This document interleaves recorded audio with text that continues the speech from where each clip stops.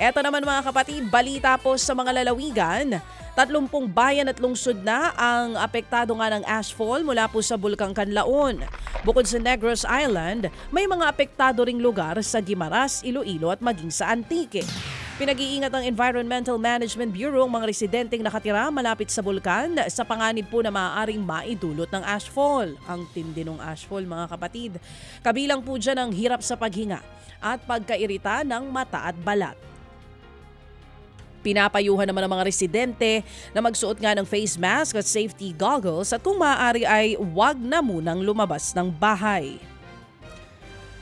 Sa Noveleta sa Cavite, naputol ang braso ng isang siklistang naipit sa gitna po ng dalawang bus. Aray ko po. Base sa investigasyon, binabagtas ng minibus ang Manila-Cavite Road nang mawalan na naman daw ito ng preno. Doon na nito nasa pool ang mas malaking bus. Pumagit na po sa kanila ang biktima. Nagpapagaling na sa ospital ang siklista. Nasa ICU naman siya dahil sasailalim sa operasyon. Nakikipag-areglo na ang pamilya ng siklista sa nakadisgrasyang minibus. Sasagutin naman ng may-ari ng sasakyan ang gastusin ng biktima sa ospital. Patay po ang 52 anyos na lalaki matapos siyang pagtatagain sa Panabos City dyan po sa Davao del Norte. Kinilala po ang biktimang si Ricky Espina.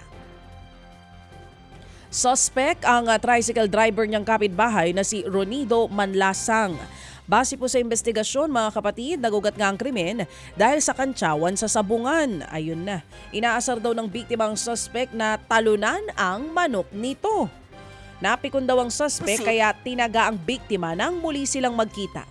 Aminado naman ang suspect sa krimen. Hindi rin daw siya nagsisisi lalo't pinahiya siya ng biktima.